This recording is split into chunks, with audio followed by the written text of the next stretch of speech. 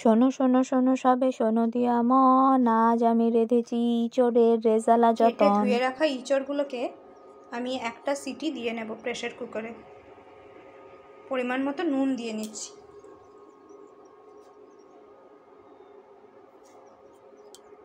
ইঁচড় সিদ্ধ করা জলটার মধ্যে আমি 2 চামচ কর্নফ্লাওয়ার দিয়ে নিয়েছি আর পরিমাণ মতো নুন দিয়ে নিয়েছি।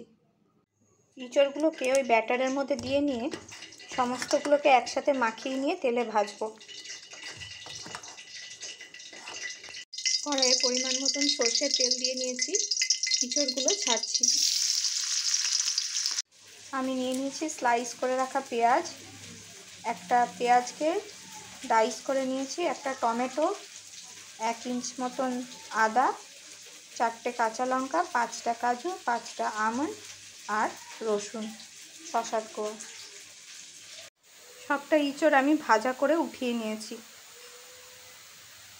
মশলাটা বাটার সময় আমি পরিমাণ মতো নুন দিয়ে নিচ্ছি। সিদ্ধ করা আলুগুলোকে আমি ওই তেলেই ভেজে নিচ্ছি পরিমাণ মতো নুন দিয়ে।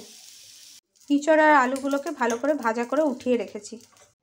ইঁচড় আর আলু ভেজে রাখা তেলটা যে বাকি রয়েছে তার মধ্যে আমি পেঁয়াজগুলো, স্লাইস করে রাখা পেঁয়াজগুলো দিয়ে নিচ্ছি। পেঁয়াজগুলো হালকা ভাজা ভাজা হয়ে গিয়েছে, আমি কাশ্মীরি লঙ্কার গুঁড়ো দিয়ে নিলাম। বেটে রাখা মশলাটা দিয়ে নিচ্ছি। মশলাটাকে খুব ভালো করে কষিয়ে নেব তেল ছেড়ে যাওয়া অবধি। পরিমাণ মতো ধনে গুঁড়োও দিয়ে নিচ্ছি। সব কিছুকে নাড়িয়ে চাড়িয়ে খুব ভালো করে মশলাটাকে কষিয়ে নেব। মশলাটা দেখুন খুব সুন্দর, খুব ভালোভাবে কষে গেছে।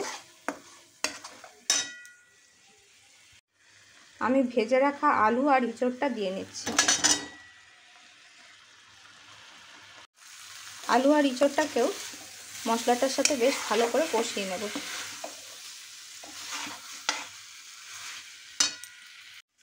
আমি 1 হাতা মতন দুধ আর দুধের সর মতো নিয়ে নিয়েছি। ইঁচড়টাকে আমি 2-3 মিনিটের মতন কষিয়ে নিয়েছি। এবারে কষিয়ে রাখা ইঁচড়টার মধ্যে আমি দুধ আর সরের যে মিশ্রণটা ছিল সেটা দিয়ে নেব। পরিমাণ মতো নুন আর সুগার ফ্রি অ্যাড করে নিচ্ছি। আমার ইঁচড়ের কোরমাটা তৈরি হয়েই এসছে, আর 2-3 মিনিট রেখে নামিয়ে নেব। আমি পরিমাণ মতন শাহি গরম মশলা অ্যাড করে নিচ্ছি। সবশেষে বাড়িতে বানানো ঘি অ্যাড করে নিলাম। অত্যন্ত সুস্বাদু এই কোরমার রেসিপিটি আপনারা অবশ্যই একবার হলেও বাড়িতে ট্রাই করে দেখবেন। কথা দিলাম সবার খুব ভালো লাগবে। সবাই চেটে পুটে খাবে আর প্রশংসায় পঞ্চমুখ হবে। আপনারা এই রেসিপিটি ভাত, রুটি, পরোটা, নান সবের সাথেই